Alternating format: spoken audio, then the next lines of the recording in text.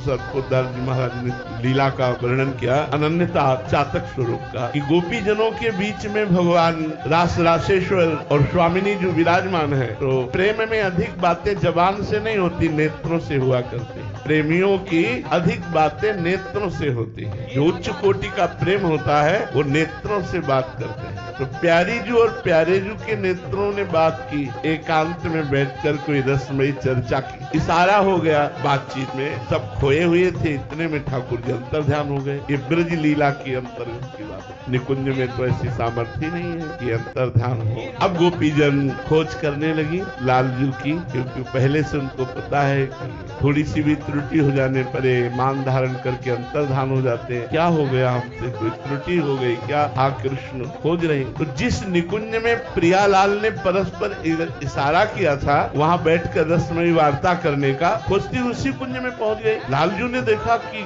सब गोपी जन आ गए, अभी प्रियाजू तो आए नहीं, तो उन्होंने दो भुजाएं पकड़ी। आपको चातक की बात करते हैं, दो भुजाएं बढ़ा दी। वृंदावन के बाद मथुरा में चार भुजाधारी ही रहे, मथुरा द्वारिका चार भुजाधारी ही रहे। गोपीजन नजदीक गए, बिल्कुल भाव नहीं बना, प्रणाम किया और कहा, हे चतुर्भुज नारायण, आप हम पर ऐसी कृपा करें, मेरे लाडले श्याम सुंदर शीघ्र ही मेरे नेत्र गोचर हो। वही श्याम सुंदर केवल दो भुजा बढ़ा ली तो गोपी जनों का प्रेम गुप्त हो गया और कहा, हे नारायण आप कृपा करो और मेरे लाडले श्याम सुंदर मेरे नेत्र गोचर हो, और चली गए। भगवान ने देखा कि कितनी अनन्यता है, केवल दो भुजा बढ़ा लिया तो इनके अंदर का प्रेम गुप्त हो गया। और जब प्रिया जी उस कुंज में जे ही चरण पधराए तो लालजू ने सोचा दो भुजा उनको भी दिखाए चतुर्भुज रूप, लेकिन उनकी दो